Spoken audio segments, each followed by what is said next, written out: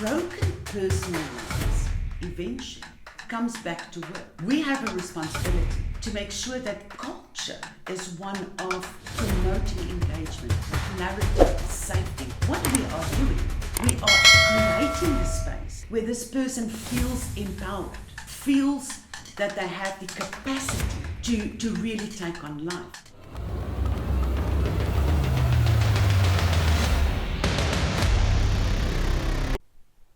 Hi, Christa here, and you and I have an appointment. This is our safe space where we pause, reflect, and talk about what really matters: leadership awareness, connection, communication.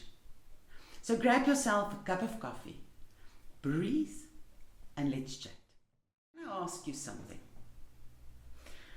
If somebody spends 8 to 12 hours a day at work, where they feel unseen, unheard, not appreciated, micromanaged, exhausted, what makes us think that when they walk through the door, clock out at 5 o'clock, and walk into their personal lives, that they will be magically, all of a sudden, be truly deeply connected with their partners?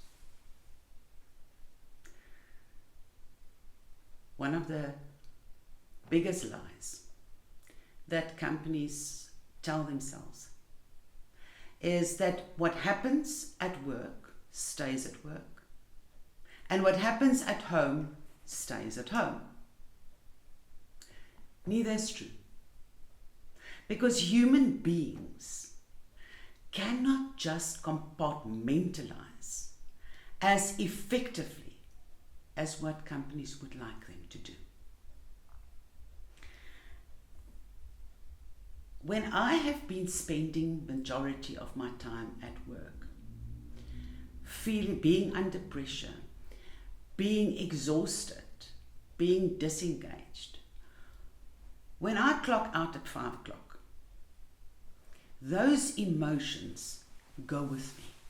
Those feelings go with me. And what that results in is the person walking into their family lives, their personal lives, and it looks like this. No patience, getting irritated with their children, disconnected and isolated from their partners. Because what's happened in the majority of the awake time, that disengagement at work, that stress, that pressure, what then happens is it becomes the emotional baseline.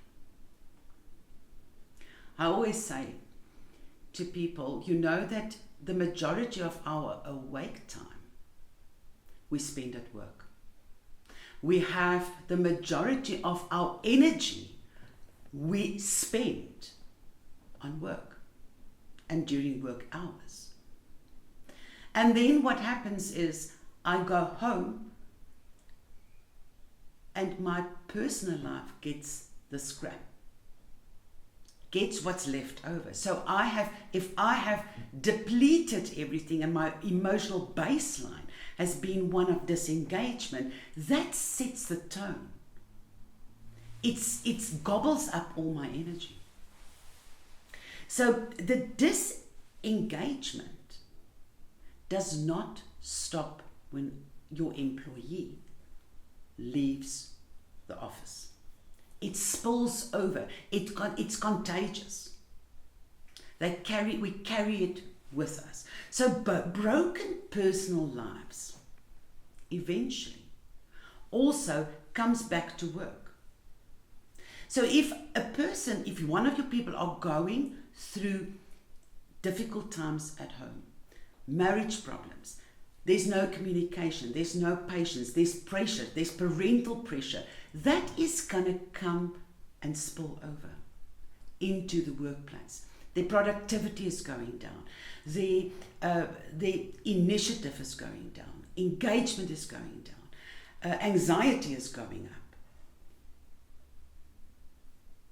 And not for one moment do I say it is the job, the work, or the responsibility of us in the workplace, of you as a leader, to fix what is going on at home. No.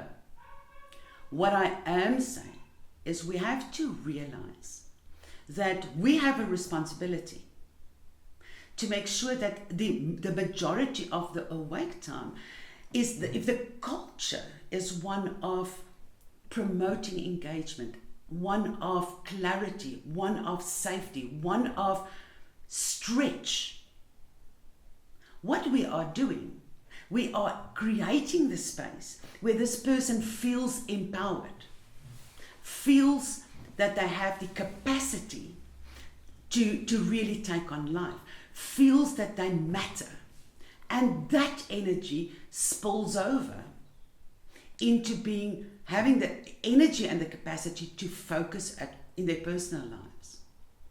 And you know what will happen? Their personal lives and relationships will increase, will get better, will be healthier, and that feeds back into how they show up in the workplace. So that's a loop, a healthy feedback loop. So if we can really start focusing on how do we increase the relationship quality of our employees at work, in our teams, what we then start creating is a wave of healthy feedback loop. You invest the time, you get the productivity up, you get the profits, but you know what? You're investing not only in productivity and in profits, you're actually investing in the quality of the conversations that happens at dinner tables, in the marriages, in the purpose of this person's life. We actually start increasing the value of human lives. And in return, we increase our profits. So the question that we have to ask is not how do we improve productivity? How do we push the profits?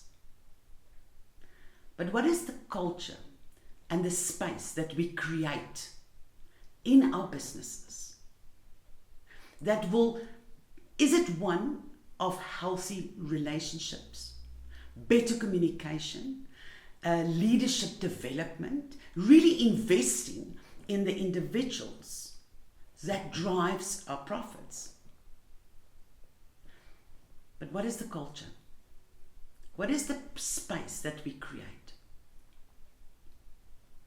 Because the quality of the space where your people are working the majority of the time is going to have an impact on what happens at home, and it's going to have an impact of how it feeds back into the company. Productivity will increase. Healthy relationships will most definitely have a positive impact on how the person shows up. When we are having healthy workspace environment, when we have healthy relationships, what we in actual fact are doing, we are equipping our people to be more resilient when they're under pressure. Christa, thank you for taking the time to make this appointment. Please subscribe, like, and share if this topic really resonated. Let me know in the comments below what are topics that you would like me and you to chat about.